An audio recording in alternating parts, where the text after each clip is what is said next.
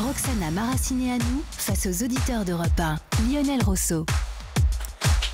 Bonsoir à tous, bonsoir à toutes, ravi de vous accueillir pour un nouveau numéro de Face aux auditeurs. Et en effet, Roxana Maracineanu, la ministre des Sports, est notre invitée exceptionnelle ce soir. Bonsoir. Bonsoir. Merci d'avoir accepté notre invitation. Les auditrices et les auditeurs d'Europe 1 sont ravis, je vais vous les présenter dans quelques instants, de vous interroger, de vous poser des questions sur le sport bien sûr, mais sur les parcours de vie, sur votre parcours de vie, Roxana Maracineanu, parce que il est quelque chose de très très important dans votre carrière pour arriver jusqu'aujourd'hui au poste de ministre des Sports.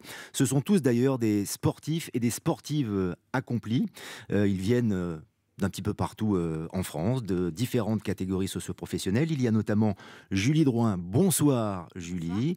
Vous travaillez dans le marketing, le développement de produits, vous pratiquez le judo, la boxe française. Aujourd'hui, vous faites du sport depuis très longtemps. Absolument. Et merci d'être avec nous ce soir pour interroger Roxana Maracineanu. Vassili Kor est avec nous également. Bonsoir Vassili. Bonsoir. Vous êtes médecin, vous pratiquez le triathlon, le foot, le tennis. Voilà, s'il y a un malaise, on est rassuré depuis ce matin, Madame la Ministre. S'il y a un malaise dans le studio ce soir, on a un médecin dans la salle. C'est pratique, mais il a beaucoup de questions à vous poser, notamment sur la pratique du sport et notamment du sport santé. Alice Lepré est avec nous également. Bonsoir. Bonsoir. Alice, vous êtes étudiante en ostéopathie.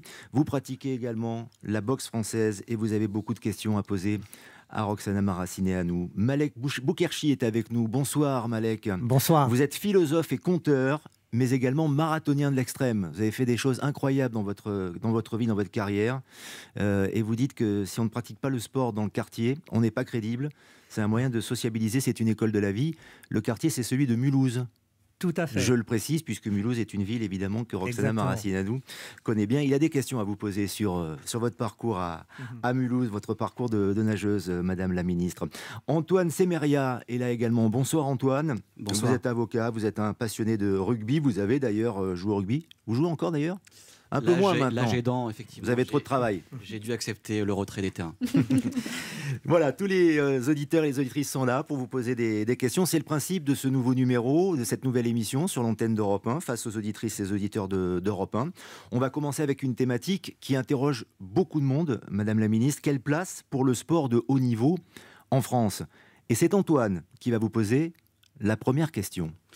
Madame la Ministre, bonsoir. J'ai l'honneur effectivement d'ouvrir ce beau débat par une question qui peut faire grincer, notamment sur le projet de loi de finances qui nous a révélé une bien mauvaise surprise, une mauvaise nouvelle par rapport au budget alloué au sport en 2019 qui est encore en baisse de 6%.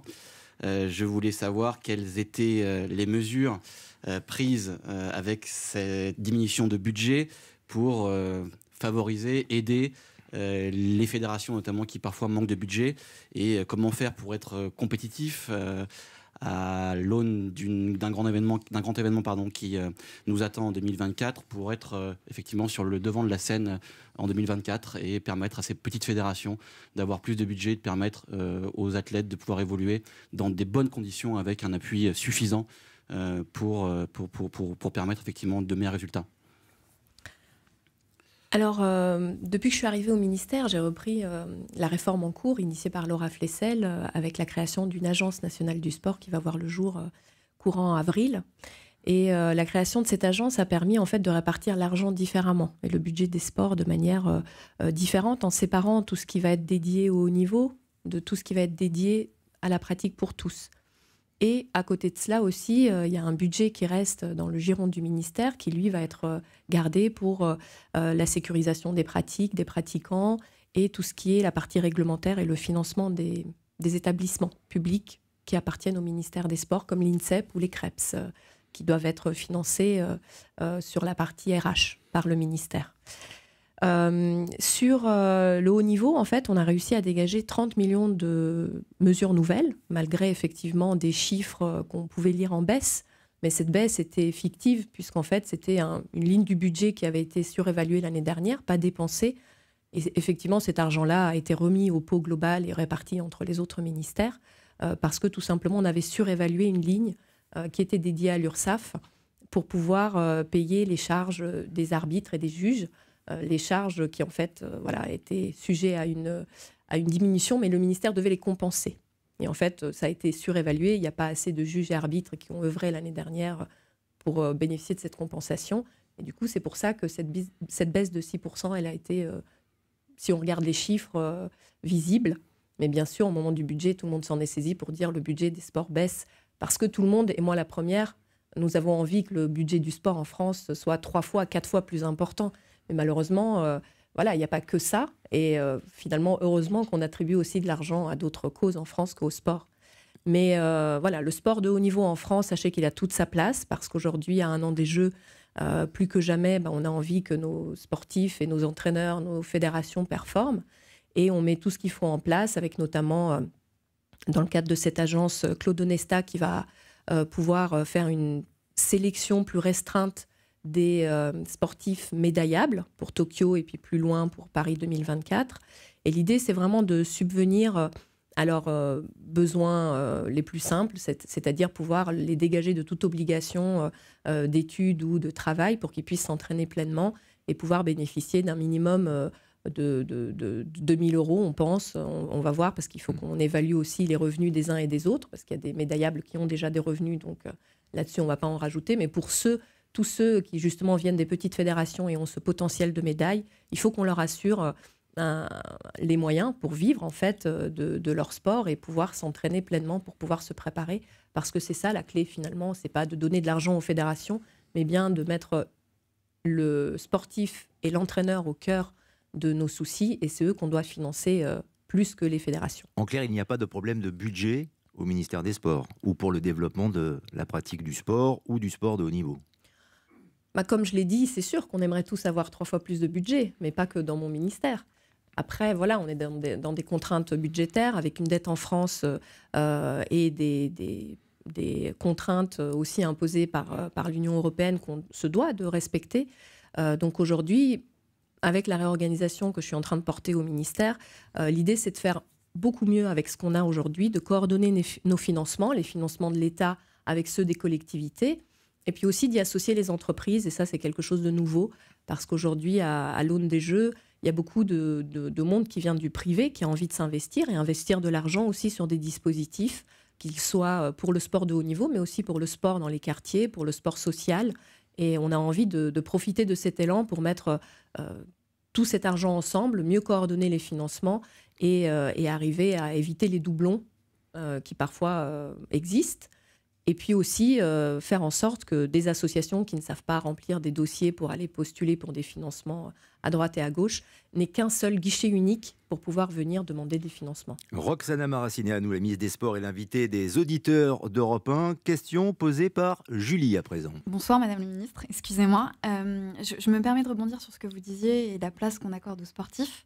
Donc moi, ça me pose un peu la question de l'après-carrière, puisque comme vous le disiez, ce sont des gens à qui on demande un haut niveau d'engagement puisqu'ils représentent la France et qui parfois à terme se retrouvent avec des possibilités de reconversion réduites dans la mesure où ils n'ont pas fait d'études et qu'il n'y a pas, comme aux États-Unis, des passerelles facilitées, que ce soit dans les sports de la médecine, dans les opportunités en médecine, ou que ce soit dans des écoles même qui pourraient proposer des passerelles. Qu'est-ce que vous pensez de ça et qu'est-ce que vous comptez faire à ce sujet ? En fait, j'ai eu envie de prendre le problème par les deux bouts, parce que c'est quelque chose vraiment qui me tient à cœur. Je l'ai vécu en tant que sportive moi-même. Bien qu'ayant fait des études, c'était difficile de s'insérer après dans la vie professionnelle. Et puis finalement, miser et faire miser les employeurs sur ces 10 années que j'avais passées entre 20 ans et 30 ans, où finalement, on n'a pas l'expérience professionnelle de ceux qui ont fait les mêmes études que vous, parce que vous continuez en fait à faire carrière, à s'entraîner pour le sport, à vous entraîner pour le sport, pour votre carrière sportive. Et ce qu'on a fait, c'est qu'on a mis en place, avec Jean-Michel Blanquer, on va mettre en place un parcours sportif au sein de l'école qui va partir de la maternelle, qui va aller jusqu'à Bac+3, dans l'idée de reconnaître mieux les compétences qui sont développées grâce au sport, grâce à l'engagement associatif, que ce soit dans le cadre de l'école ou à côté de l'école, donc avec une continuité éducative entre le temps scolaire et le temps périscolaire, mais aussi pour qu'on arrive à parler, à avoir une meilleure place pour le corps au sein de l'éducation, que le corps occupe une plus grande place dans l'école. Et je pense que le bon moyen, c'est de démarrer plus tôt que ce qu'on fait aujourd'hui, puisque voilà, les professeurs de PS, effectivement, ils interviennent à partir du collège.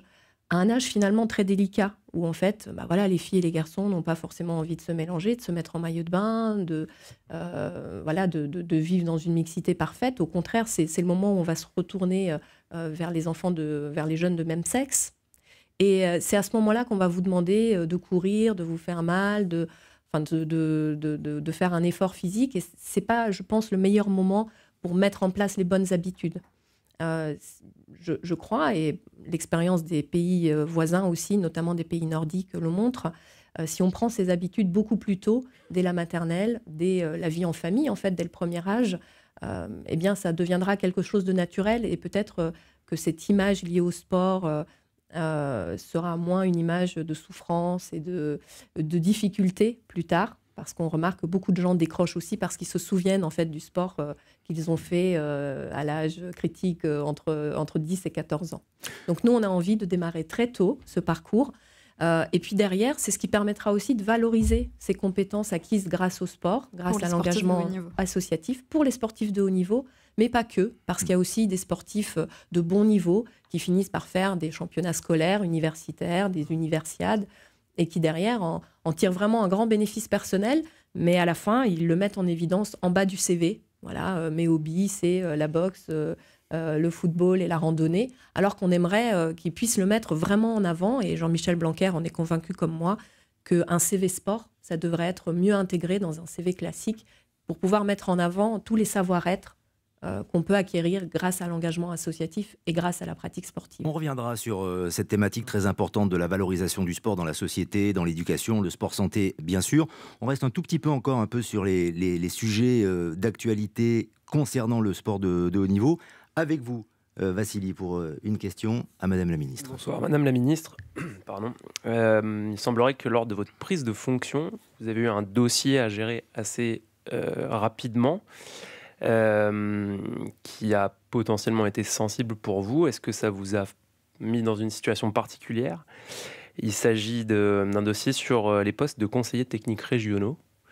Est-ce que vous pouvez nous expliquer un petit peu à quoi correspondent ces postes, et est-ce que ce dossier, ces suppressions de postes en particulier, vous ont déstabilisé et vous ont amené à éventuellement penser à une démission à ce moment-là, alors que vous venez d'arriver dès le premier jour? Merci de votre réponse. Alors, quand je suis arrivée en septembre, c'est vrai que c'était un bouleversement pour moi parce que ça s'est passé du jour au lendemain. J'étais responsable impliquée associativement, ancienne sportive de haut niveau, et tout ça s'est passé très vite pour moi. Mais je n'ai pas compris évidemment tous les tenants et les aboutissants de ce qu'on me proposait dès la première semaine. Et dès la première semaine, effectivement, il y avait cette lettre qui est finalement une lettre interne, qui est une lettre de travail et qui nous indique la direction qu'on a à suivre. C'était une lettre, c'était une réforme finalement qui concernait Laura Flessel et négociée par elle. Donc moi, j'ai repris la suite forcément, puisque je n'étais pas là au début.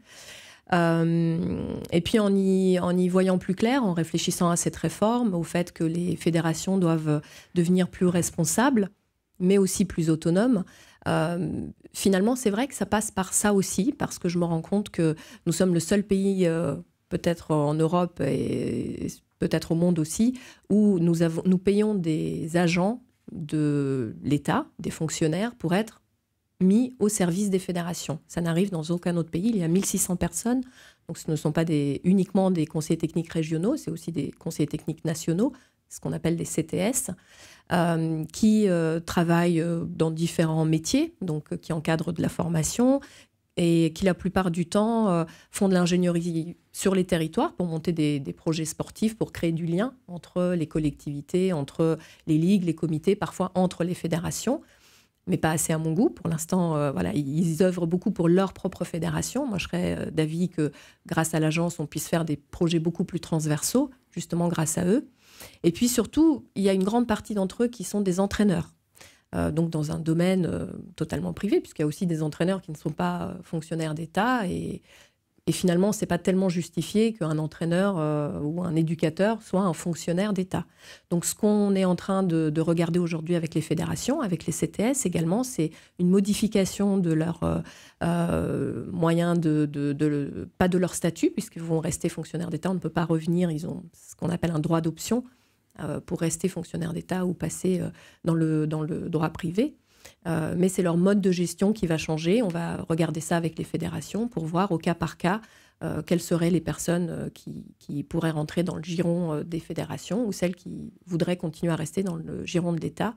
Toujours est-il que, évidemment, comme ces personnes se sont positionnées pour pas mal d'entre elles sur des postes d'entraîneurs, souvent des entraîneurs nationaux, puisque ça permet aux fédérations de ne pas avoir à payer finalement ces entraîneurs.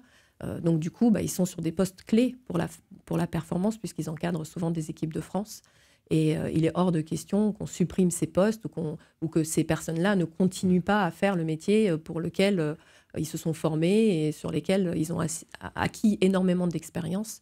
Donc évidemment, ces personnes, si elles le désirent, elles pourront continuer à remplir ces métiers-là, mais sous un mode de gestion différent à négocier avec les fédérations. Et le premier jour de votre entrée en fonction, vous n'avez pas pensé à démissionner, comme le suggérait Vassili? Oh non, je venais d'arriver. D'accord. Non, mais c'était un J'étais dossier tellement chaud, contente bouillant. d'être ministre. Voilà. On se retrouve dans quelques instants avec la ministre des Sports, Roxana Maracineanu, et les auditrices et les auditeurs d'Europe 1 qui continuent de l'interroger. C'est Face aux auditeurs. À tout de suite. Roxana Maracineanu, face aux auditeurs d'Europe 1. Lionel Rousseau. En public, face aux auditeurs d'Europe 1. On est ravis d'accueillir Roxana Maracineanu, la ministre des Sports, et les auditrices et les auditeurs d'Europe 1 ont préparé beaucoup de questions. Alors le haut niveau, en effet. Le haut niveau, c'est aussi les Jeux Olympiques, les JO de Paris 2024, avec beaucoup de défis. Alors c'est vrai que 2024 c'est loin, mais c'est peut-être déjà demain. Et on se pose beaucoup de questions, et notamment Vassili. Vis-à-vis des JO, est-ce que vous pensez qu'on va réussir à créer un véritable engouement populaire, une forme d'effervescence olympique en quelque sorte, dans un contexte particulier, social, avec plein d'autres soucis autour de ça? Est-ce que vous pensez qu'on va réussir à transcender tout le monde? Le COJO, le comité d'organisation des Jeux, se donne aujourd'hui déjà beaucoup de mal en essayant de mobiliser non pas seulement les associations, les écoles dans la région parisienne, mais aussi en province. Ils ont créé un label qui s'appelle Terre de Jeux, dans lequel vont pouvoir s'inscrire les territoires, les différentes régions, les projets qui voient déjà le jour aujourd'hui en province, parce que c'est vrai que c'est loin, puis en même temps c'est proche. Il ne faut pas que ça s'essouffle. Si on démarre déjà des choses, il faut qu'on puisse avoir une certaine pérennité, avec quand même quelques financements au moins pour pouvoir entretenir des projets d'envergure sur les territoires.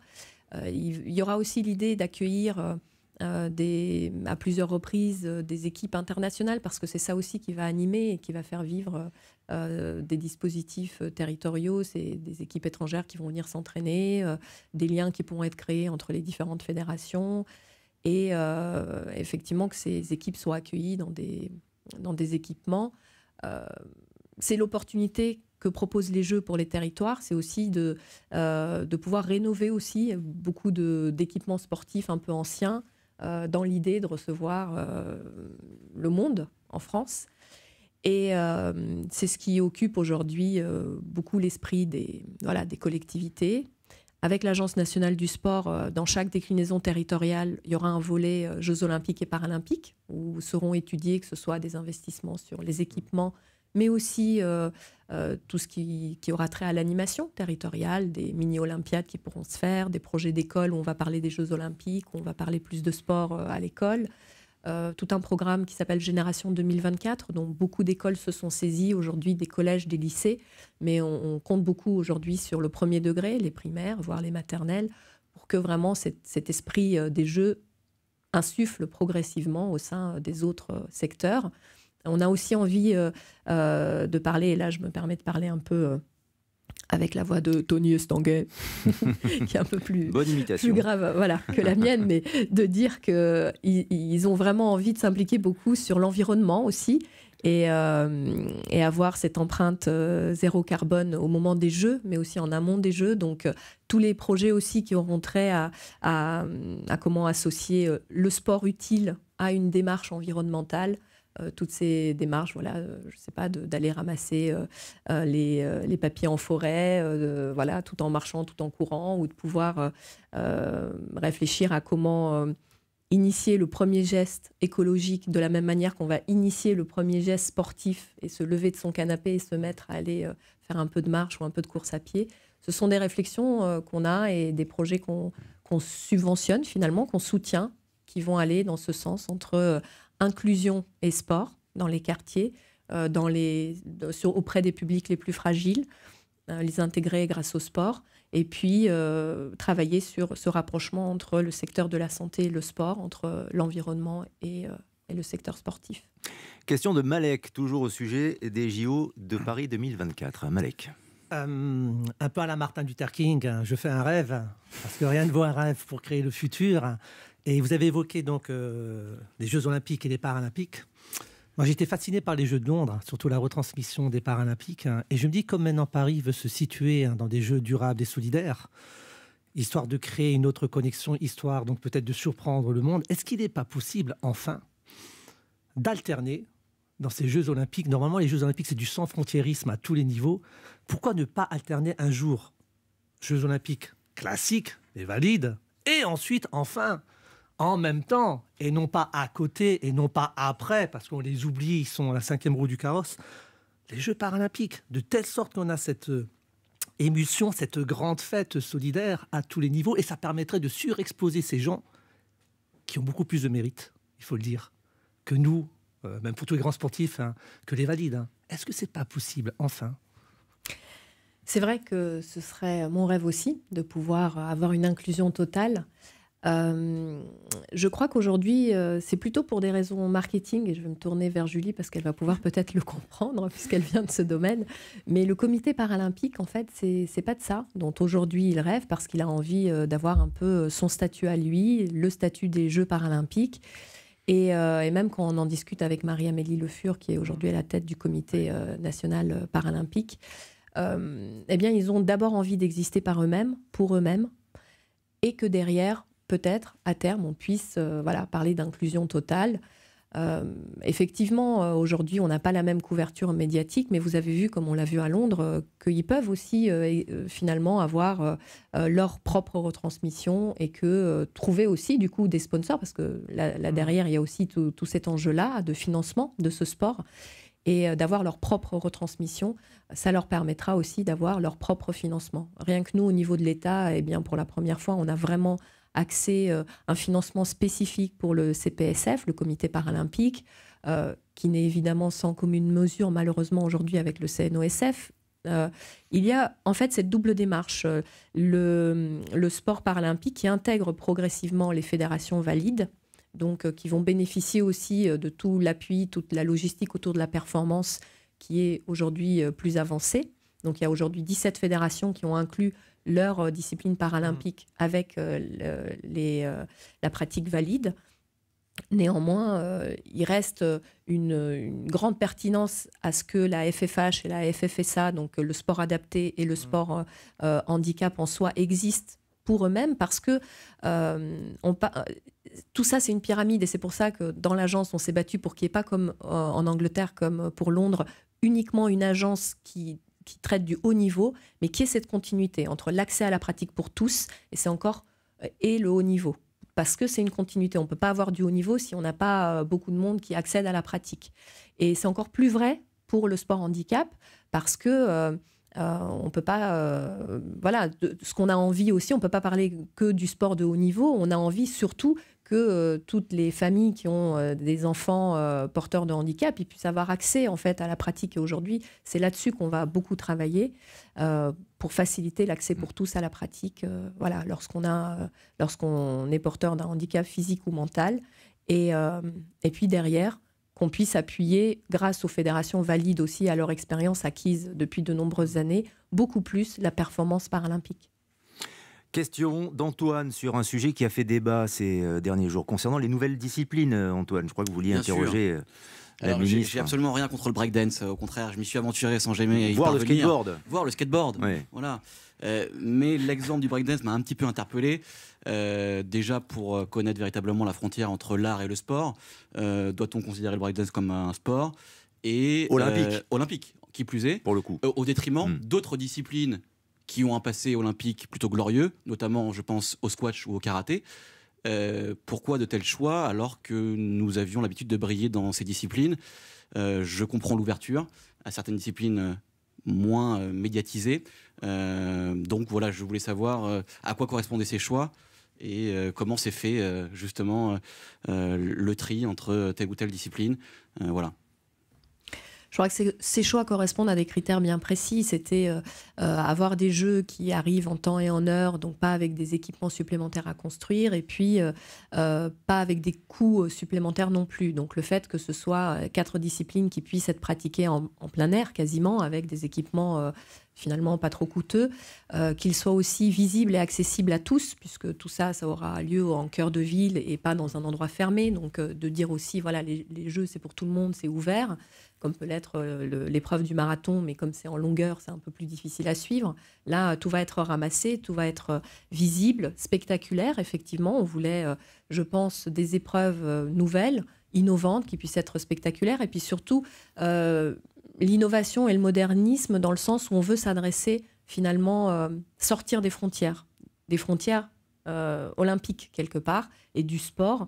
Vous avez dit franchir cette frontière un peu entre le sport et la culture, franchir aussi la frontière entre une population qui d'habitude se consacre au sport et a l'habitude d'avoir accès au sport, et peut-être d'autres populations un peu plus identitaires, un peu plus communautaires, qui s'organisent autour de sports comme le skateboard, comme l'escalade aussi, ou comme le breakdance, comme le surf aussi, sur une autre partie, plutôt sur le littoral du coup, mais se dire qu'on allait essayer de pousser les portes de ces sports identitaires pour pouvoir y insuffler un peu d'olympisme aussi, et pouvoir aussi toucher ces populations. Alors je sais que ça ne va pas être facile, parce que par exemple pour le breakdance, j'imagine que ça va être exactement la même chose que pour le surf des neiges, quand ça a été intégré au programme olympique des Jeux d'hiver et à la Fédération française de ski. Voilà, c'était une communauté qui n'avait pas trop envie qu'on vienne l'embêter avec des règles et des normes, et voilà, des gens qui les regardent plus que ça. Et puis finalement, c'est le système qui s'est adapté. C'est la fédération de ski qui s'est adaptée à ces sportifs et à leur mode de vie. Et ils arrivent à les soutenir, mais en les laissant partir aux États-Unis, en les laissant faire leur propre reportage comme ils le faisaient avant, avoir leur propre stratégie de communication un peu voilà, comme avant. Donc il va falloir s'adapter. Moi, par rapport au breakdance, honnêtement, en tant que sportive, ça me parle beaucoup, parce que je suis très contente que pour la première fois, il y ait la notion de musique et de rythme qui rentre en jeu dans le sport. C'est quelque chose qui, nous, au quotidien, c'est notre quotidien, en fait. Quand on s'entraîne, on ne se rend pas compte, mais moi, quand je nageais, je faisais que chanter dans ma tête et parler de rythme avec mon entraîneur. Le rythme de nage, le rythme pour bouger les bras, dans les compétitions pour avancer, le rythme cardiaque. C'est vraiment des choses, voilà, sur lesquelles on ne mettait jamais de mots, on n'était jamais interrogé là-dessus. On ne faisait pas de reportage, mais voilà, c'est des manières d'enseigner le sport qui tiennent compte de ce rythme musical, j'allais dire, et je suis contente qu'on puisse vraiment le mettre en avant grâce au breakdance maintenant. Avec donc des valeurs olympiques, très vraisemblablement pour le breakdance ou pour le skateboard. Il faut vivre avec son temps, Antoine, qu'est-ce que vous voulez que je vous dise? C'est comme ça aussi. Je suis pas très très vieux non plus. Non, je sais, mais on avait le sentiment que... Mais vous avez toutes vos chances, parce qu'en fait, c'est ça aussi qui est bien, c'est qu'on peut commencer à tout âge. Une nouvelle carrière qui commence, vous voyez, avocat, et puis danseur de breakdance. Une question d'Alice sur les Jeux Olympiques. Avec vous, Alice. Donc. Oui, les moyens de transport et infrastructures proposés pour les Jeux Olympiques seront-ils suffisants pour supporter les Jeux et pour accueillir toutes les personnes qui viendront? Parce qu'on sait l'engouement que ça peut emmener. Et comment votre ministère va-t-il prévoir aussi tout ça? Alors, sur toutes ces questions, en fait, on travaille en interministérialité. C'est la personne qui s'appelle le DIJOP, donc c'est un nom un peu barbare, mais très joli, je trouve, qui est le délégué interministériel aux Jeux Olympiques et Paralympiques, Monsieur Jean Castex, qui gère ça entre tous les ministères. Et d'ailleurs, hier, on a voté en conseil mercredi dernier, pardon, on a voté est passé en Conseil des ministres un décret sur les voies olympiques. Donc, le fait que pendant le mois d'août, donc ça ne posera pas trop de problèmes, il y aura une voie dédiée, comme dans tous les pays qui accueillent les Jeux, pour que les délégations puissent avoir un accès direct d'un endroit à un autre, avec des transports adaptés, d'ailleurs électriques. pour tous. Et puis, après, pour les Jeux paralympiques, ça pourra poser un peu plus de problèmes puisque c'est à la rentrée en septembre. Donc, il faudra aussi voir pour que ces modalités de transport, ils vont participer de l'acceptabilité des Jeux. Donc, il faudra faire attention pour que, effectivement, tout le monde puisse accéder facilement. Il va y avoir aussi des travaux sur certaines lignes de métro qui vont être faits, avec des adaptations aussi pour accueillir les personnes handicapées. Dans ces lignes-là, mais ce sera surtout de l'aérien, en fait, pas du souterrain, je veux dire, pas en l'air, mais sur les routes, des bus. Et puis, oui, c'est une grosse logistique, mais ça, on y travaille entre les ministères depuis maintenant des années. Et on est très impatient pour Paris 2024. Ça va arriver vite, vous allez voir. On se retrouve dans un instant avec Roxana Maracineanu, la ministre des Sports, qui est face aux auditeurs et aux auditrices d'Europe 1. A tout de suite. Roxana Maracineanu face aux auditeurs d'Europe 1. Lionel Rousseau. En public, Roxana Maracineanu, la ministre des Sports, face aux auditrices et aux auditeurs d'Europe 1. Et une nouvelle thématique avec vous, Madame la ministre. Comment développer le sport de masse, l'éducation au sport? Vous en avez déjà un petit peu parlé dans la première partie de l'émission, mais on va vraiment entrer dans le vif du sujet maintenant avec Julie, et notamment cette question de mixité sociale. Tout à fait. Alors là, c'est quelque chose que je pense. Je crois que le sport est le dernier vrai bastion de la mixité sociale, puisque que ce soit au travail, que ce soit dans nos cercles d'amis, on a tendance à répéter des schémas ou à se retrouver avec les mêmes types de populations, ce qui n'est pas le cas dans le sport. De ce fait, je voulais savoir si vous aviez prévu des choses pour que ce soit toujours possible et de plus en plus possible, et notamment les grosses villes versus les milieux plus ruraux, encourager justement ces places de sport et ces endroits où on peut faire du sport. Alors par rapport à ça, on va mettre l'accent sur ce qu'on appelle un peu le tourisme sportif. C'est arrivé aussi à faire se déplacer les personnes des grandes villes vers les territoires ruraux, et puis se servir aussi des équipements et de la compétence des éducateurs qu'il y a dans ces territoires qu'on dit plus carencés en activité finalement, mais pas en compétences. Et parfois en équipement, mais en mettant l'accent aussi sur les équipements dans les territoires ruraux. L'idée, ce sera ça, notamment, je vous donne cet exemple de la natation, puisqu'il y a un plan pour lutter contre les noyades qui va être mis en place avec une réforme de l'enseignement de la natation scolaire, où on va expérimenter des classes massées, des apprentissages massés, des classes externalisées, où on pourra faire, comme on fait une classe de neige, on pourra faire une classe piscine. Et du coup, des enfants, ou voire des stages en famille pourront avoir lieu dans les territoires ruraux, où on mettra aussi l'accent sur un peu la rénovation des équipements et l'accueil de ces classes, comme en temps les classes de neige, mais maintenant ce sera l'été avec les classes de piscine, avec des équipements adossés, avec des centres d'hébergement. Donc ça, c'est une manière de faire. L'autre manière de faire, c'est aussi de parler de sport inclusion, c'est d'en parler avec les acteurs qui œuvrent déjà sur le terrain. Parce qu'aujourd'hui, il ne s'agit pas de créer tout de zéro. Il y a beaucoup d'associations, qu'elles soient fédérales, mais souvent non fédérales, qu'on appelle les acteurs socio-sportifs, qui jusqu'à aujourd'hui n'existaient pas tellement dans le scope du ministère des Sports. Ils allaient chercher un peu des financements, plutôt auprès des préfets, plutôt dans le CNDS parfois. Mais aujourd'hui, c'est le ministère via l'agence qui va vraiment subventionner ces associations. Ce sont des associations qui ont créé finalement presque une succursale d'insertion et d'intégration grâce au sport, qui vont chercher des publics fragiles, des publics empêchés, des publics en difficulté. Et comme vous l'avez dit, en fait, grâce au sport, ils les font revenir un peu à la vie normale, respecter des horaires, avoir un accompagnement individualisé où on met en avant le fait qu'on peut progresser finalement dans la vie de jour en jour. Eh bien, il y a des éléments de progrès auxquels on peut s'attacher, se rattacher. Et le fait de pouvoir les mettre derrière en relation avec l'autre succursale de l'association, que ce soit dans des clubs de rugby, de golf, qui accueillent des chefs d'entreprise souvent, ou des gens déjà bien insérés dans la vie professionnelle, pouvoir les mettre en jeu ensemble. Donc il y a même des associations qui leur font faire des matchs ensemble pour se rencontrer sans savoir qui est qui.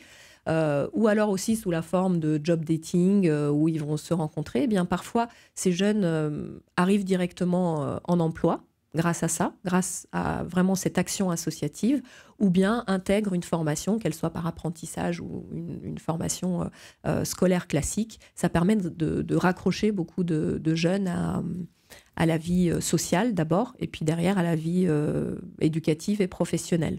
Donc c'est vraiment quelque chose qui était méconnu. Aujourd'hui, Muriel Pénicaud, ministre du Travail, en prend vraiment conscience. Et on a fait en sorte que toutes ces associations, on puisse les regrouper, on puisse les repérer et qu'elles puissent postuler finalement à ces programmes de financement du ministère du Travail pour que derrière, elles puissent se faire une place vraiment dans ce paysage de l'insertion professionnelle et sociale grâce au sport. Vous parliez, Roxana Maracineanu, dans le début de cette émission du rapport au corps pour le développement justement du sport de masse, pour la mixité. Je crois que vous avez une question, Malek, sur ce sujet, parce que ce rapport au corps, finalement, il peut être aussi un frein au développement du sport.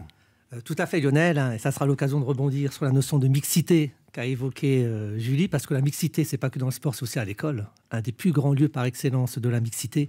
Et on sait qu'à l'école, chaque enfant qu'on enseigne est un homme qu'on gagne.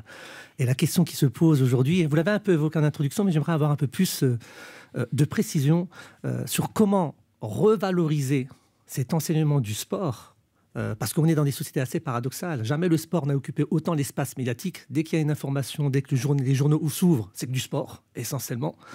Et à l'école, dans l'imaginaire collectif, que ce soit des parents ou même nous, des élèves, hein, moi, quand j'étais à l'école, donc même à Mulhouse, hein, le sport était considéré comme tu sois bon ou mauvais en sport, on s'en fout. Ça compte pas dans la notation, ça compte pas pour progresser. Or, le sport, c'est une ode au corps. Parce que le corps, un être qui habite son corps et l'autre de l'univers tout entier, partout il se trouve, il se sent bien. Comment recréer une sorte de poétique du corps à l'école? Cette capacité à casser un peu ces sujets tabous, d'aborder le corps via le sport par le corps, et surtout peut-être comment enseigner.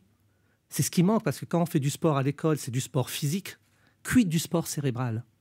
L'histoire, l'archéologie du sport, d'où ça vient le foot, la natation, comment on est arrivé là-dessus, retracer, parce que ce sont des histoires sociales, ce sont des histoires également d'anthropologie fondamentale existentielle.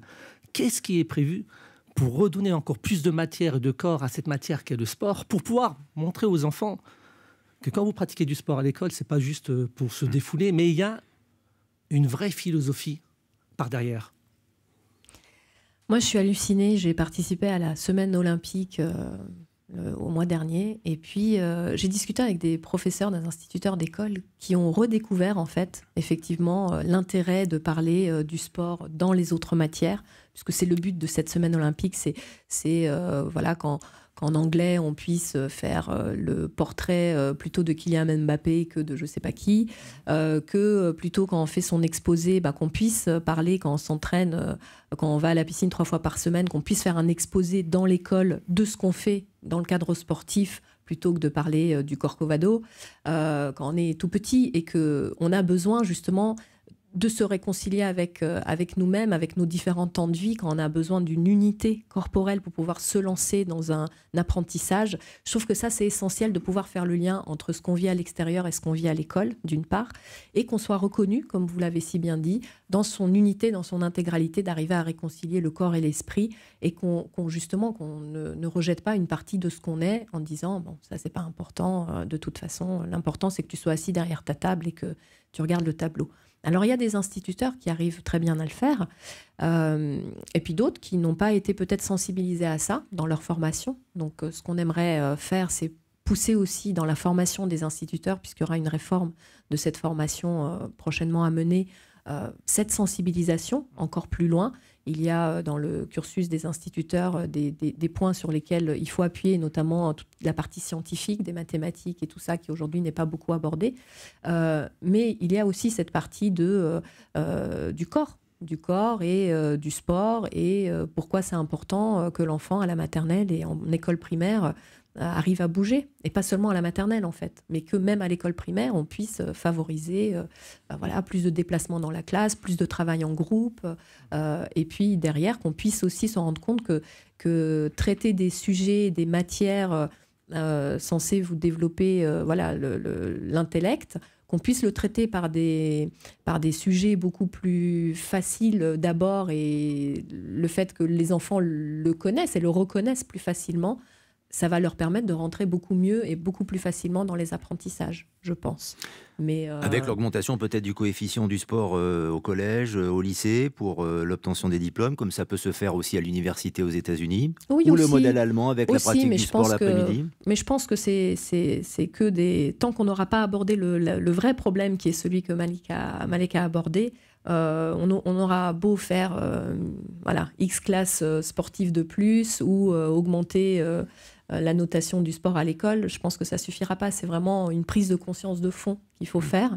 Mais voilà, on va y arriver. On reste sur la relation au corps et l'éducation du sport et le sport de masse avec une question, Antoine, question qui a fait un petit peu polémique dans l'actualité ces dernières semaines. Alors, je suis un peu embarrassé de n'avoir à poser que des questions polémiques à Madame le Ministre. Mais évidemment, je vais rebondir effectivement sur un sujet qui a fait grincer et qui divise, puisqu'il touche un sujet sensible qui est celui de la relation du sport à la laïcité. Donc évidemment, vous voyez où je veux en venir sur la question du port de l'hijab pour les femmes, mais également On parle de l'hijab running que la marque Decathlon a voulu commercialiser et qui a été retoqué, qui a dû retirer les produits de la vente. De la même manière que le burkini pour la natation. Et donc peut-être encore plus sur cet équipement, je pose la question à Madame la Ministre sur effectivement son avis, son point de vue, et puis effectivement la relation qui peut exister entre différents types de cultures, de religions avec le sport. Mon avis, c'est qu'il y a toujours une réponse simple à un problème complexe et c'est jamais la bonne. C'est pas de moi, je sais pas qui l'a écrit, mais en tout cas, c'est vraiment ça, parce que dans le sport, ce problème se pose au quotidien, parce qu'il y a des gens qui veulent venir faire du sport et qu'ils ne trouvent pas l'accueil qu'ils aimeraient avoir, et qu'il y a des gens qui ne vont pas faire du sport et qui restent chez eux parce que ça fait pas partie de leur culture. Moi, mon objectif en tant que ministre des Sports, c'est d'aller chercher les gens comme ils sont, et je suis convaincue que les valeurs du sport, pour moi en tout cas, celles que nous promouvons dans le sport sont celles de la République, ce sont les valeurs de la République, et qu'en amenant les gens comme ils sont, là on est allé les chercher avec un voile sur la tête ou sans voile sur la tête, petit à petit, en leur permettant de vivre une mixité sociale, c'est comme ça qu'on va pouvoir œuvrer pour les valeurs de la République.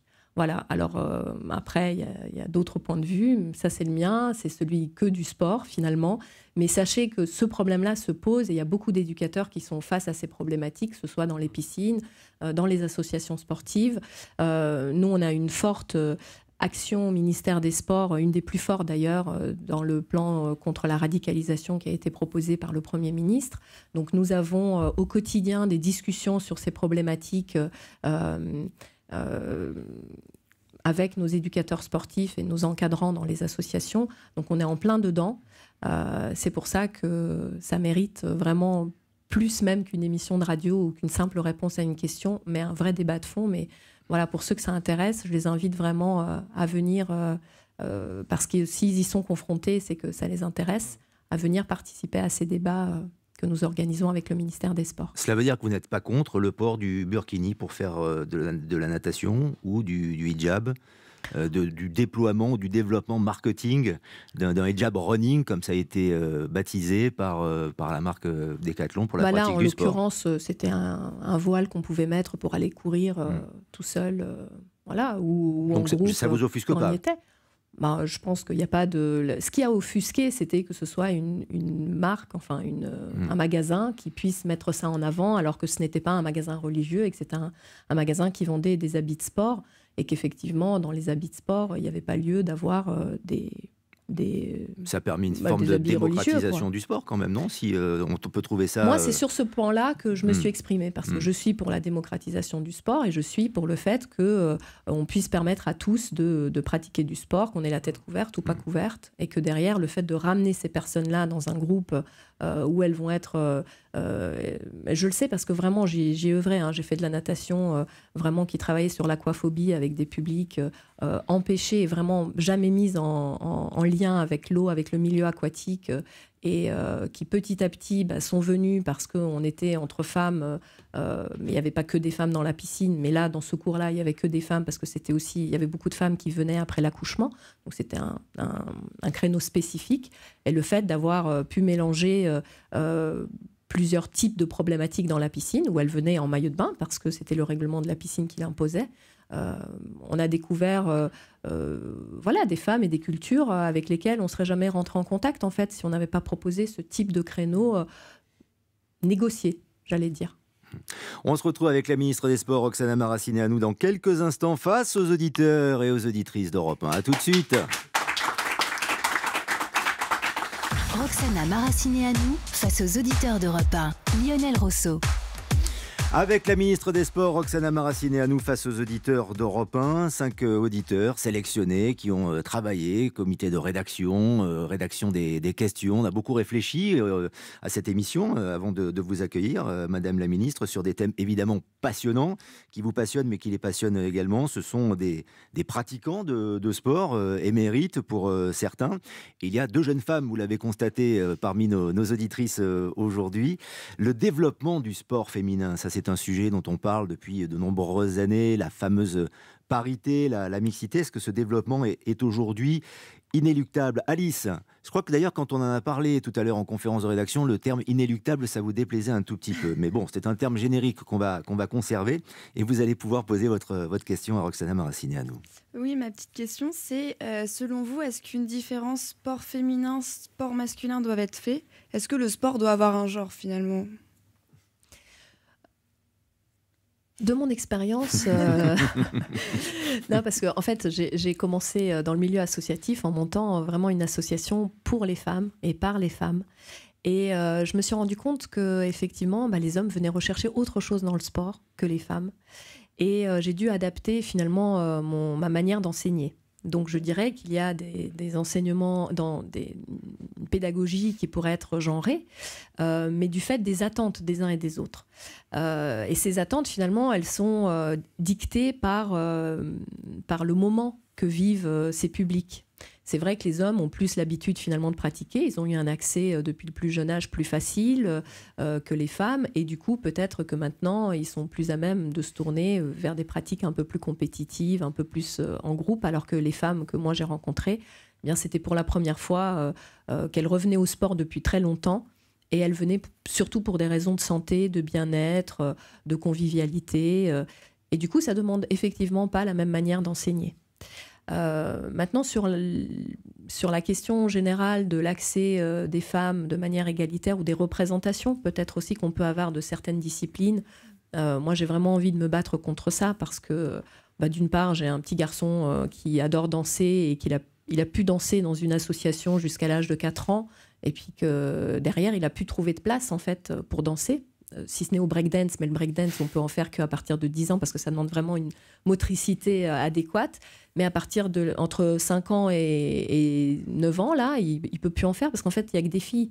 Donc, il se sent vraiment mal à l'aise d'aller et que ce soit le seul garçon. Il ne l'assume pas. Donc, soit on ne sait pas encore vraiment comment on va s'y prendre, mais l'idée, c'est que, voilà, dans des sports plutôt féminins, qu'on puisse aussi accueillir des enfants et puis des garçons, et que dans les sports masculins à connotation masculine, plutôt les sports d'ailleurs collectifs, comme le foot, le rugby, eh bien que les filles aussi puissent avoir leur place. Aujourd'hui, on se rend compte et on en discute beaucoup d'ailleurs avec les filles qui organisent aujourd'hui la Coupe du Monde féminine de football en France, puisque c'est beaucoup d'anciennes footballeuses qui ont pris ça vraiment à bras-le-corps. Il y a une vraie solidarité qui s'instaure entre les sportives de haut niveau et toutes les dirigeantes aussi qui sont dans la même galère en fait de ne pas pouvoir accéder à ces postes de dirigeantes. Et je crois que c'est aussi comme ça qu'on arrivera à changer la réalité du sport en France, c'est qu'il y ait plus de femmes qui soient à des postes de décision, qu'elles puissent apporter une vision complémentaire à celle du sport envisagé par et pour les hommes. Et voilà, une de mes priorités, parce que je ne peux pas tout faire en même temps, c'est de m'attacher vraiment à ce qu'il y ait plus de femmes dans les instances dirigeantes. On a des quotas aujourd'hui qui sont quasiment respectés dans les fédérations, dans les CA des fédérations. C'est pas pour autant qu'on a beaucoup de présidentes femmes, et ça c'est important d'être aussi à des très hauts postes, et pas seulement juste dans la mêlée. Mais on doit travailler maintenant sur les organes déconcentrés, les ligues, les comités, et surtout les petites associations, pour qu'il y ait plus de femmes qui s'engagent dans le monde associatif et qu'elles apportent cette vision que moi je crois peut-être plus proche des besoins et des attentes des familles, des gens et du coup des femmes, et plus proche aussi de cet aspect éducatif du sport, et un peu moins dans le sport compétition ou la reproduction de ce qu'on voit à la télé sur des terrains. Alors je ne dis pas que tous les hommes ne pensent qu'à ce sport-là, mais voilà, d'être un peu moins dans la compétition et dans la performance. Il y a l'exemple du film Le Grand Bain qui est pour le coup là dans l'actualité totalement. Je rappelle que c'est un film sur la natation synchronisée pratiquée par des hommes, et ça rentre absolument dans le débat et dans votre intervention, Madame la Ministre. Antoine, je rappelle qu'Antoine est avocat, et dans le cadre de votre activité, vous avez noté qu'il y avait des discriminations, notamment salariales, dans le domaine du sport, entre les hommes et les femmes. Est-ce que vous pouvez nous raconter l'anecdote que vous nous avez livrée tout à l'heure et demander à Madame la Ministre ce qu'elle en pense, Antoine? Oui, bien sûr. Sans dévoiler évidemment le secret professionnel qui m'est imposé dans le cadre de ma profession, j'ai la chance d'intervenir sur un secteur qui me passionne, qui est le sport et donc le droit du sport. Dans le cadre de cette activité, effectivement, j'ai eu la chance de pouvoir défendre les intérêts d'athlètes de haut niveau, judokates et escrimeuses, où j'ai pu me rendre compte que ces athlètes, bien que représentant la France dans des événements mondiaux, et notamment aux Jeux Olympiques, puisqu'elles ont été toutes les deux médaillées olympiques, me rendre compte que dans le cadre de l'exercice de leur métier d'athlètes de haut niveau, eh bien, ces personnes qui étaient salariées d'associations sportives gagnaient 400 voire 500 euros, tandis que dans le même club figuraient des têtes de proue, entre guillemets masculines, qui effectivement ont également des bons résultats, mais à résultats égaux, eh bien, j'ai noté une disparité énorme, colossale, de 300, 400, 500% de différence salariale, alors que les médailles et le palmarès étaient équivalents. Donc, effectivement, j'ai dénoncé cette discrimination, mais qu'est-ce que le ministère des Sports et les fédérations mettent en place pour tenter de rémunérer de la même manière des garçons, filles, athlètes de haut niveau, qui ont des palmarès fulgurants, mais qui n'ont pas les mêmes moyens d'exister? Alors au ministère des Sports, les bourses qu'on donne, que ce soit aux entraîneurs ou aux sportifs, sont évidemment paritaires entre les hommes et les femmes. Nous n'avons pas plus que ça la main sur la politique des fédérations, si ce n'est en essayant aujourd'hui de les inciter effectivement à cette parité. Voilà, donc évidemment, comme on leur donne des financements, on peut leur mettre des objectifs, que ce soit de quotas, parce que maintenant c'est dans la loi pour ce que je vous ai dit tout à l'heure au niveau de la parité homme-femme dans les instances dirigeantes. Et ce dont vous parlez, ça va rentrer aussi dans les modalités de contractualisation, dans ce qu'on appelle le contrat de délégation, qu'on va renforcer avec les fédérations, parce que l'idée c'est de leur donner plus d'autonomie, mais aussi de les rendre plus responsables. Donc dans ce sens-là, on va mettre en place des outils qui iront plus dans le contrôle et dans une espèce de normes, de transparence, de bonne gouvernance et de respect de la mixité qui seront inscrites dans le contrat de délégation. Alors le contrat de délégation, c'est ce qui permet aux fédérations de se positionner comme l'association qui régit la compétition de tel sport ou de tel sport. Et donc si cette fédération finalement ne respecte pas son contrat de délégation, on peut le retirer. Aujourd'hui, ça ne s'est jamais fait. Mais voilà, pour X ou Y raison, on peut le retirer. Et je pense que voilà, aujourd'hui, le ministère va se positionner plutôt de manière plus forte avec ce contrat de délégation qui lie l'État et les fédérations. Et ces thématiques-là vont apparaître dedans. Et c'est aussi par le levier des financements qu'on leur donne qu'on va pouvoir agir là-dessus. Après, pour expliquer le phénomène, je pense que dans le sport, ce qui joue aussi beaucoup, c'est qu'on dit ah oui, mais vu que ça passe plus à la télé ou qu'ils sont plus visibles, ça ramène plus de sponsors, donc c'est plus logique que du coup, ce soit ceux qui passent à la télé. Par exemple, je prends le foot féminin ou le foot masculin. Ah bah oui, c'est vrai que c'est le même football, mais comme ça passe plus à la télé, ça engendre plus d'argent et c'est normal que les garçons gagnent plus que les filles.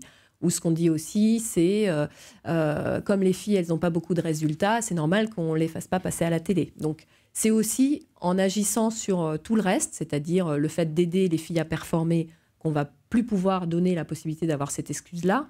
vous voyez, aux télés, de dire bah non, on ne va pas les retransmettre parce qu'elles ne gagnent pas. Bah si, maintenant elles gagnent, donc vous allez les retransmettre. Et donc, du coup, bah, ça va générer aussi des sponsors. Et donc, du coup, il n'y aura plus l'excuse de dire que ah mais oui, il n'y a que les garçons qui ramènent des sponsors et c'est pour ça qu'on les paye plus.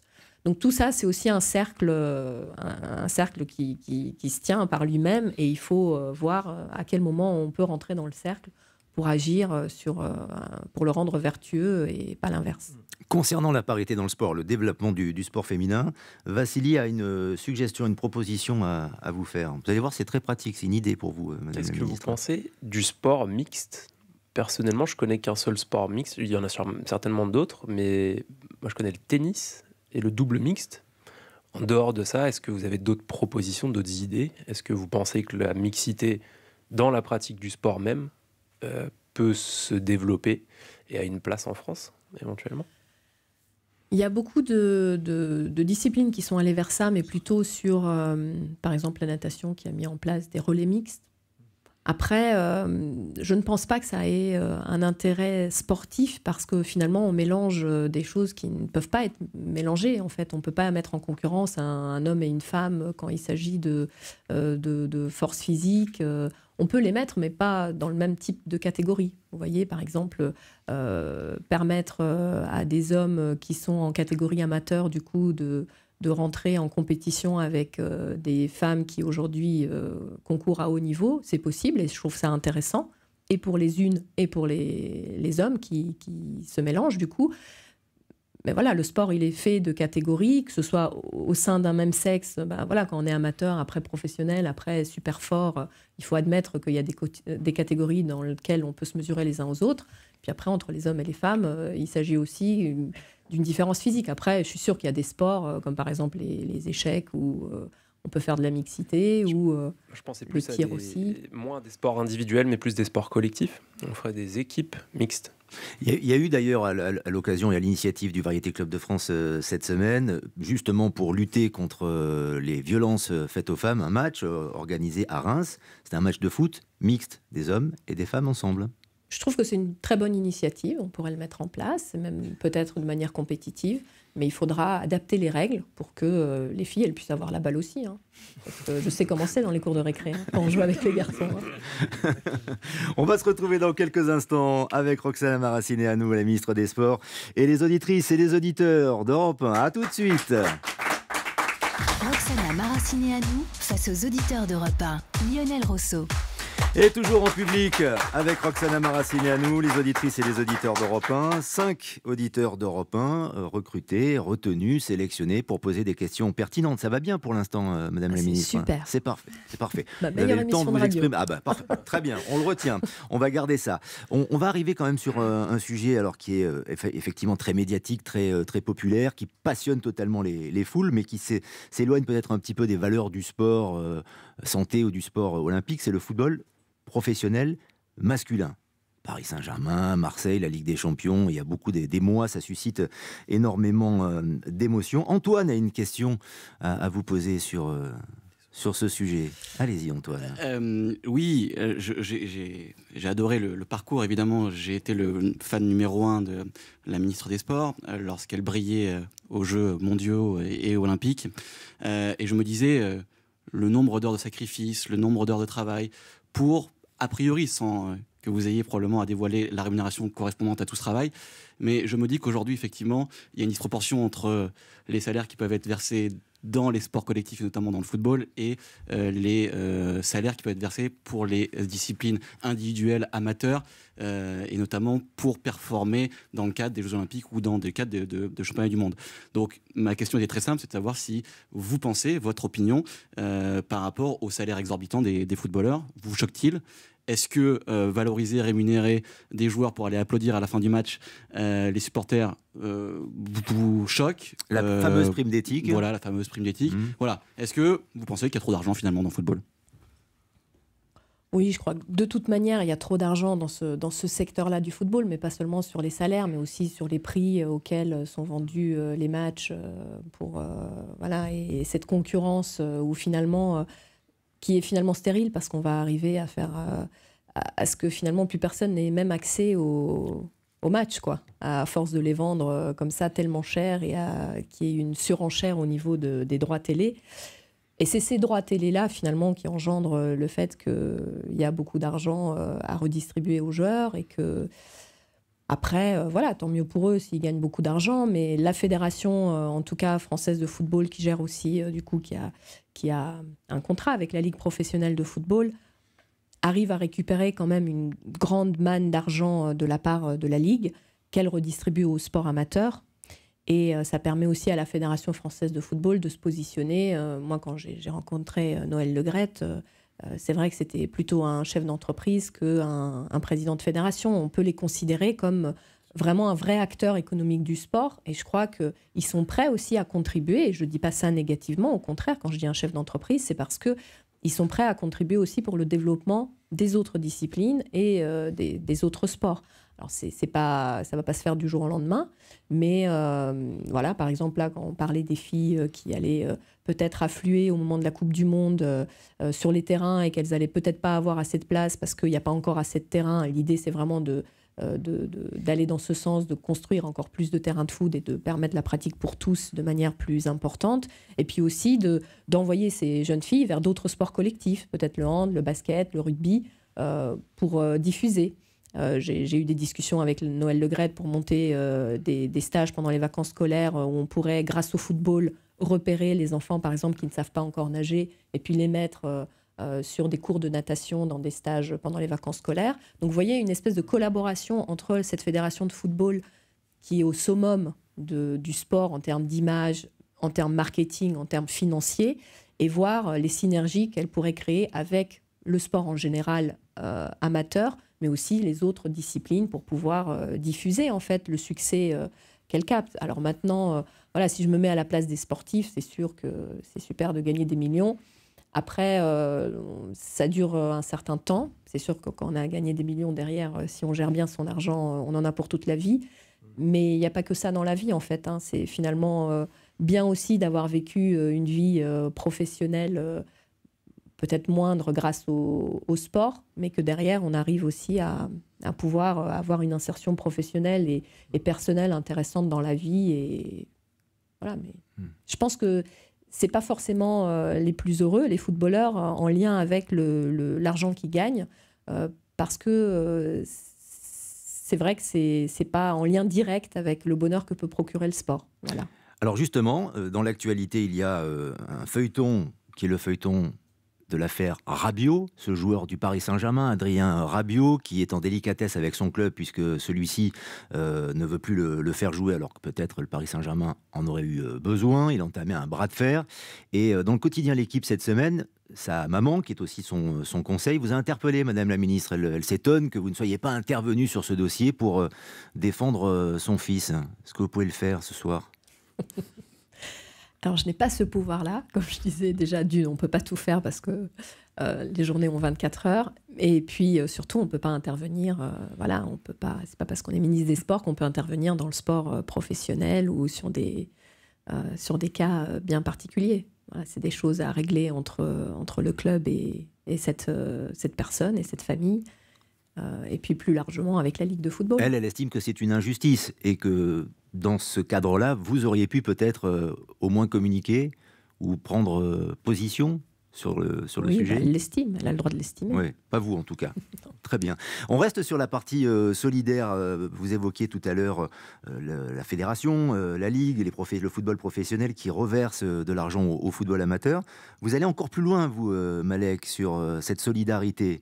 Il faudrait que le foot, en fait, redistribue à tout le monde. Bah oui. Parce que le sport est une valeur qui transcende toutes les frontières. On parle beaucoup de cette sacro-sainte valeur de la solidarité intergénérationnelle, interdisciplinaire.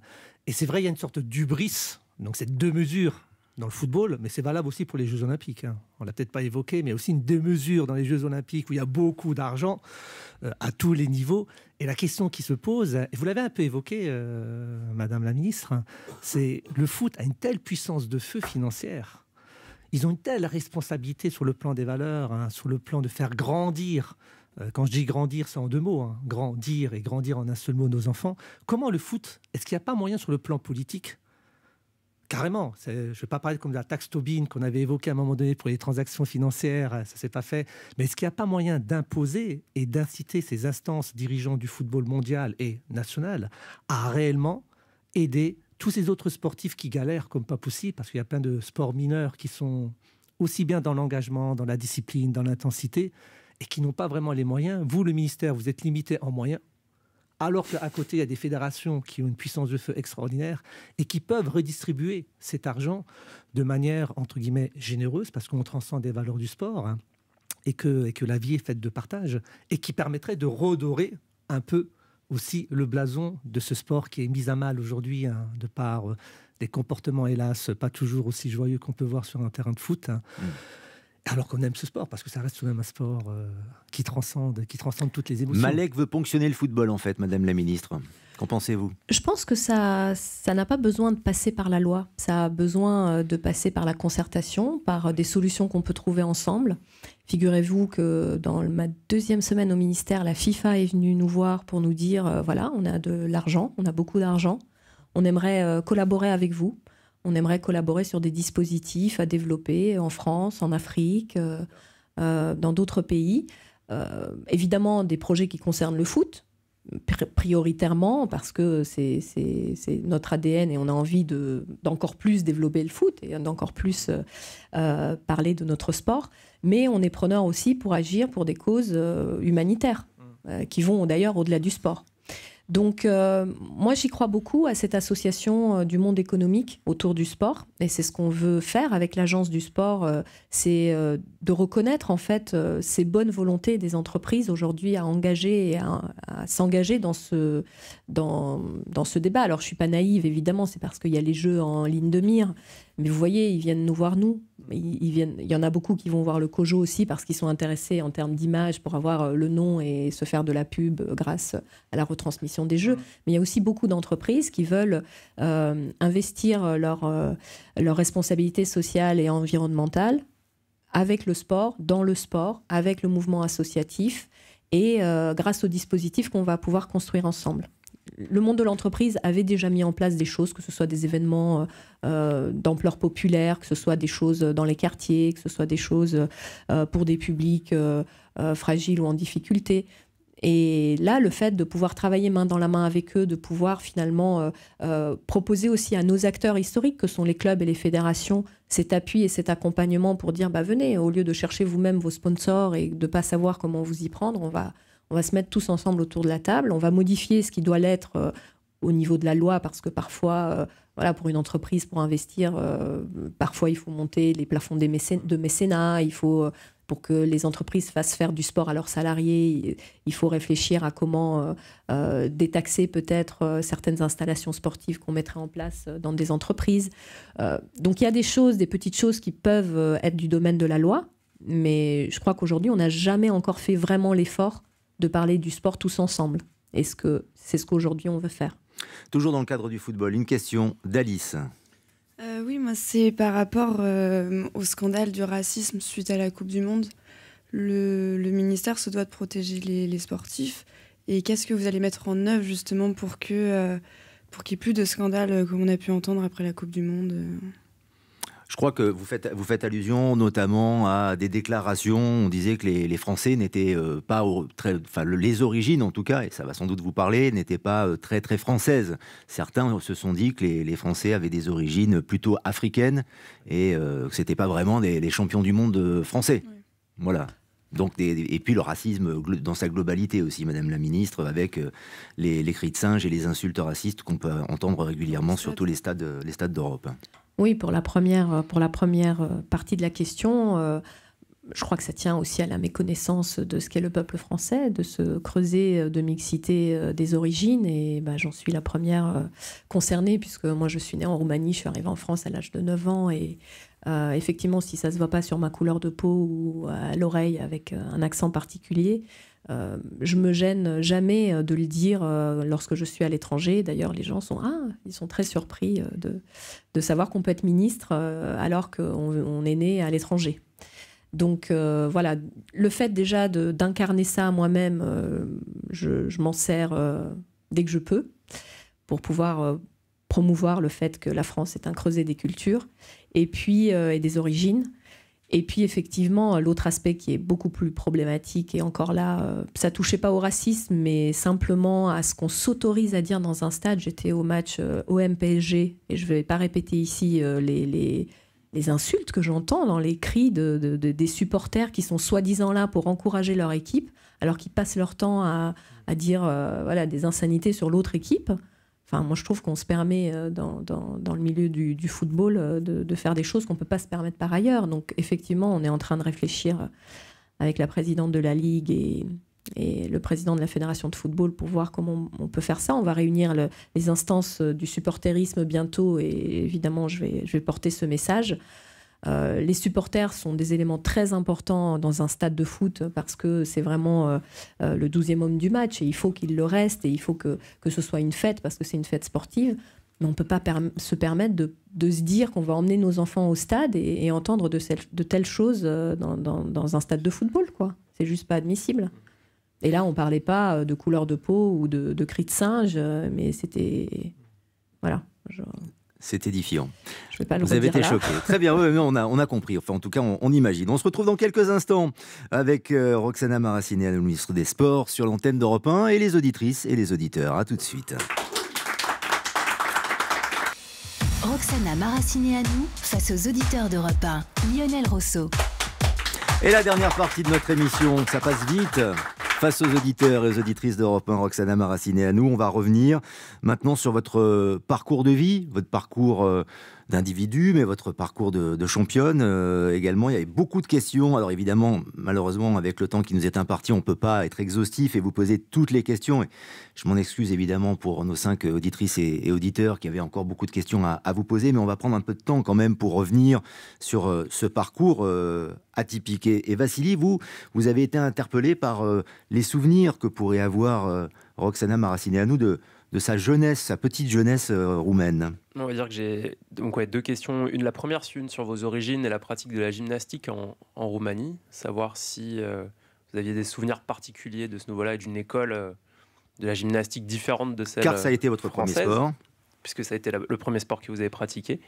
Et la seconde, brève, savoir si vous avez été sujette à des blessures durant votre carrière et savoir comment vous l'avez vécu. Alors, comme nageur, finalement, on n'a pas trop l'occasion de se blesser, si ce n'est d'avoir des tendinites à l'épaule. Parce que vous êtes médecin, vous devez savoir vraiment ce que c'est. Des lésions plus sévères voilà. aussi, mais ouais. Et puis après, parfois, ça reste aussi tout au long de la vie. Mais si on fait un travail de prévention au moment où on s'entraîne, ça n'arrive pas. Mais c'est vrai que les sportifs ne sont pas beaucoup plus aujourd'hui qu'avant. Mais on n'était pas habitué à ça, en fait, à travailler de manière contraire les muscles qu'on avait l'habitude de beaucoup solliciter pour pouvoir compenser, en fait. Par rapport à la gymnastique, moi, mon idole, c'était Nadia Comaneci quand j'étais en Roumanie. Et puis, il n'y avait qu'elle, d'ailleurs, qu'on voyait partout. Donc, tous les championne olympique, voilà, en 76. Et tous les enfants se dirigeaient, tous les petits Roumains et Roumaines se dirigeaient vers la gymnastique. Et moi aussi, j'ai fait la même chose. Mais c'est vrai que c'était un sport très difficile et très contraignant, en fait, de la manière dont il était enseigné. Et puis finalement, ma fille a fait de la gymnastique ici en France et je me suis rendu compte qu'il y avait quand même des petits relents de ce que j'avais moi vécu en Roumanie. À partir du moment où on passait sur l'aspect sélection et compétition à haut niveau, voilà, c'était pas facile de regarder sa fille se faire un peu pourrir par les entraîneurs. Donc voilà, il y a parfois aussi certains sports et je me permets d'attirer à chaque fois l'attention des dirigeants de ces fédérations quand je les reçois, pour dire que les entraîneurs doivent aussi faire attention à être des éducateurs avant d'être des entraîneurs de haut niveau, surtout avec les enfants d'un si jeune âge, en fait.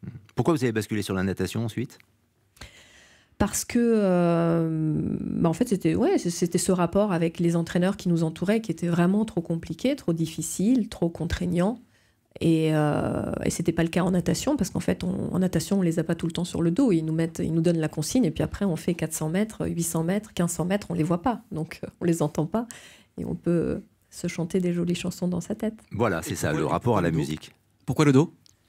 Pourquoi le dos ? Parce que je crois que j'aimais bien voir le ciel, parce que souvent j'ai nagé dans des piscines découvertes Et c'est vrai que c'est un peu rébarbatif, la natation, quand même, de regarder vers le fond.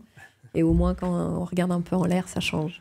Ouais, c'est plus varié comme décor. Malek, le Mulhousien a une question à vous poser.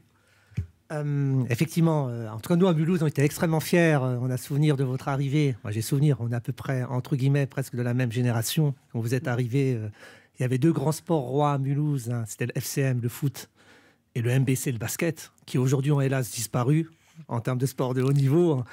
Mais il y avait le MON également qui commençait à sortir du lot. Mulhouse Olympique Natation. Voilà, le mode avec Lionel Orter, hein, forcément. Et donc, il y a eu ce duo mythique. Alors, nous, dans les quartiers, je vous avouerai que la natation, ça ne nous parlait pas. Hein. Mais quand il y a eu les premiers résultats, on était extrêmement fiers. Et aujourd'hui, j'aurais plutôt une question de l'après, parce que vous avez fait le grand bain. Vous avez sauté dans le bain de la politique. Hein. Et alors, j'aimerais savoir, d'abord, 2 questions très simples. Qu'est-ce qui vous a incité à oser faire ce grand bain? Parce que tout de même, est-ce que la politique ou le politique, est-ce que c'est un sport également? Et quel est le sport le plus compliqué? La natation, quand vous avez été sportif de haut niveau, ou aujourd'hui, vous découvrez un peu les arcanes et les alcôves également de la politique. Comment ça se passe? Je dois vous avouer que depuis septembre, en fait, je suis en compétition tous les jours. C'est vraiment des épreuves pour moi parce que c'est un autre niveau que la vie que j'avais l'habitude de mener. J'étais impliquée dans le monde sportif en tant que sportive, puis responsable. J'ai créé 2 associations, je m'y suis impliquée, je les ai développées de A à Z. Et c'est vrai que passer de ce niveau-là d'implication sociale à cet autre niveau d'implication sociale, parce que c'est comme ça qu'aujourd'hui je vois mon rôle en tant que ministre, c'est d'aider les citoyens à mieux vivre leur vie au quotidien et de m'intéresser aux acteurs historiques de notre ministère, que ce soit nos agents ou bien les fédérations et les associations qu'on aide au quotidien. Voilà, c'est sûr que c'est une masse d'informations énorme, c'est arriver à discuter avec des gens évidemment qui ne parlent pas exactement comme moi, même si je progresse. Mais c'était vraiment, pouvoir être... et d'ailleurs, ce n'était pas ma première expérience politique, puisqu'en fait, de 2010 à 2015, je me suis engagée à la région Île-de-France en tant qu'élue, pareil, en charge de la formation et du sport. C'était de pouvoir comprendre et me rendre compte qu'on pouvait agir, en fait. Et c'est ce qui me plaisait, moi, dans ma carrière sportive, c'était que j'étais aux manettes, en fait, de ma propre performance, effectivement en collaboration avec mon entraîneur et mon petit staff autour de moi. Et bien voilà, ce qui me plaît aujourd'hui, c'est vraiment ça, c'est de me dire que je peux faire changer un petit peu les choses et que je peux surtout mettre en œuvre mes capacités d'écoute, de concertation avec les autres gens, d'inventivité aussi. Et c'est le fait de pouvoir après en voir des résultats. C'est ça qui me plaît dans ce travail-là aujourd'hui, parce que je le prends vraiment comme un travail en fait au quotidien, même si on dit souvent que être ministre, c'est plutôt une fonction qu'un réel travail. C'est vraiment, je vous assure, du travail, un pilotage de tous les jours avec toute l'administration et puis les gens qui sont avec nous au quotidien. Et c'est une tâche très intéressante aujourd'hui. Qu'est-ce qui est le plus dur entre la natation et la politique? Je dirais pas que c'est dur, hein. C'est très le sport de haut niveau et la politique. Ouais, mais c'est très enthousiasmant. Ce qui était beaucoup plus dur en natation, c'était qu'il y avait ce mouvement répétitif, quoi. C'était tout le temps la même chose, alors que là, au contraire, il n'y a pas une seconde qui est la même que la seconde précédente. Et c'est en ça que, oui, ça se compare, parce qu'il faut tenir le coup et qu'on est démoralisé parfois. Ça aboutit pas aussi vite qu'on aimerait que ça aboutisse. Mais... voilà, ça, c'est pas comparable quand même. On rappelle en tout cas, Roxana Maracineanu, que vous avez ouvert la voie à la natation française avec votre titre de championne du monde, avec la médaille d'argent aux Jeux de Sydney, titre de championne d'Europe aussi. On se souvient que la petite Laure Manodou vous avait envoyé une lettre parce qu'elle était fan de vous, et puis on sait la carrière qu'elle a eue, et puis il y a eu les années dorées de la natation. Manodou, justement, c'est un nom qui résonne dans le domaine de la natation. Florent Manodou fait son comeback, il revient à la natation. J'aimerais bien que vous nous donniez votre sentiment, là, pour le coup, d'experte de la natation. C'est possible de revenir comme ça, quasiment 3 ans après, et de remporter des médailles et de réussir sa deuxième carrière? C'est sûr que ça ne va pas être simple parce qu'il s'est arrêté pendant 3 ans. Ça lui a permis de prendre un peu de hauteur, de se mettre aussi à un autre type de sport, puisqu'il a fait un peu de handball, un sport collectif, d'équipe qui lui permet sûrement de voir les choses différemment aujourd'hui. Mais il ne faut pas minimiser le fait que les autres qu'il va rencontrer à Tokyo ont continué, eux, à s'entraîner et que parfois, ils vont s'aligner pour la première fois dans une compétition. Donc lui, il aura le gain de l'expérience, mais les autres, peut-être plus l'avantage de la motivation et du fait qu'ils n'ont encore rien en poche, alors que lui, il a déjà ce magnifique titre de champion olympique. Et qu'il a découvert d'autres choses qui parfois te font dévier de la cible finale. Mais maintenant, s'il s'est mis à 1 an des Jeux à se réentraîner, et s'il se réentraîne sérieusement, comme c'est une discipline qui ne demande pas énormément d'entraînement ou des heures d'effort continu, je pense qu'avec ses qualités physiques, il va pouvoir revenir à un très bon niveau rapidement. De là à gagner des médailles, c'est l'avenir qui nous le dira. Ça peut être compliqué, effectivement, puis vous l'avez dit, les autres continuent de s'entraîner. On continue à parler de votre parcours et de votre parcours de vie. Avec vous, Julie, vous aviez envie de revenir peut-être sur les identités multiples, les fragments d'identité de Madame la Ministre. Moi, ce qui m'intéressait, c'est de savoir comment vous arriviez à concilier tous ces fragments d'identité et qu'est-ce qui vous avait donné envie, justement, de prendre une telle place aujourd'hui sur la scène politique. Waouh. Vous avez 2 minutes. Ça, c'est une question. En fait, oui, je pense que je me suis enrichie de tout ce parcours et ça me permet aussi, je crois aujourd'hui, de comprendre mieux les gens que j'ai en face de moi parce que peut-être qu'une partie de ces parcours se reflète en fait de ce que j'arrive à capter d'eux. Maintenant... J'espère que c'est juste un début, parce que c'est vrai que ce moment-là, en fait, je l'attendais un petit peu. C'était pas facile après ma carrière de sportive de vraiment trouver une vraie place. Donc, je me suis orientée finalement vers ce que je savais le mieux faire et vers quelque chose que je pouvais le plus facilement apporter aux autres. Parce que quand on sort d'une carrière de sportif, on a juste une envie, c'est d'être utile. Et c'est le cas, je pensais que c'était que mon cas, mais en discutant aujourd'hui avec tous les sportifs, c'est vraiment ça. Ils ont vraiment cette impression d'avoir vécu un peu égoïstement pendant plein d'années, alors qu'en fait, dans la réalité, ils donnent énormément de choses. Quand ils passent à la télé, ça crée des émotions. Mais en fait, les sportifs, ils ne le savent pas, parce qu'en fait, ils ont l'impression de vivre pour eux-mêmes, entre eux-mêmes. Et prendre conscience de cette dimension-là, je crois que c'est notre rôle aussi. En fait, une fois qu'on en est sorti, de leur dire voilà, qu'ils ont une vraie place à jouer dans cette société. Il y a un devoir d'exemplarité aussi. Vous disiez tout à l'heure, on peut être ministre de la France, d'un gouvernement français, en n'étant pas à l'origine né en France, qui est votre parcours. Je crois que vous avez obtenu la nationalité lorsque vous étiez adolescente. À 16 ans. À 16 ans, c'est ça. Donc, il y a juste l'année où j'ai été la première fois championne de France, donc ça tombait bien. C'est bien, c'était une belle année alors. Voilà. Non, il y a ce souci d'exemplarité ou de montrer le chemin pour dire que c'est possible. Oui, bien sûr, à toutes les personnes qui ne sont pas nées ici ou qui viennent aussi d'origines et de cultures différentes, de leur montrer que voilà qu'on est.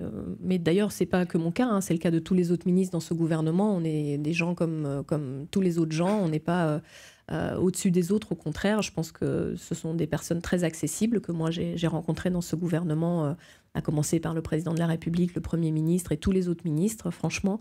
Et sur tout l'aspect sportif aussi, je crois que j'ai un vrai combat à mener aujourd'hui pour que les sportifs qui ont fait carrière soient plus et mieux reconnus de par leur parcours sportif et qu'ils puissent occuper des postes importants dans cette société. On termine juste avec Julie et notamment tous les parallèles que l'on peut trouver, Alice, pardon, que l'on peut trouver entre la carrière de sportive de haut niveau et l'activité de Madame la Ministre aujourd'hui. Associatif, oui. Est-ce que vos projets associatifs, éducatifs, et Je peux pas, j'ai piscine, sont toujours vos priorités à la fin de votre mandat? Et quelle action voulez-vous mettre en place pour les développer à plus grande échelle? En fait, c'est pas vraiment les projets associatifs. Finalement, j'ai mis dans ces projets associatifs les valeurs auxquelles je croyais et je me suis rendu compte que ces valeurs-là, j'allais continuer à les porter. Aujourd'hui, en tant que ministre, c'est des projets de ce même type aussi que j'arrive à insuffler dans mon action au ministère. Et évidemment, ça donne une autre dimension aussi à ce en quoi je crois. Et les associations, elles continuent aujourd'hui à vivre d'elles-mêmes parce que j'ai réussi à mobiliser un réseau de femmes et de filles derrière très motivées par cette perspective qui continue à faire vivre les associations. Et moi, je suis heureuse aujourd'hui de pouvoir justement donner aujourd'hui à une autre dimension à ces valeurs que j'ai en moi, en fait. Merci infiniment Roxana Maracineanu d'avoir été l'invitée des auditeurs et des auditrices d'Europe 1 pour ce nouveau numéro de notre émission. Ça s'est bien passé ? Ah mais c'était super. Bon, c'était, j'espère que les auditrices et les auditeurs d'Europe 1, le public et tout le monde est content. Merci de nous avoir accompagnés. Merci d'avoir accepté notre invitation. Le sport continue sur Europe 1 et évidemment on se retrouvera dans quelques semaines pour un nouveau numéro de Face aux auditeurs.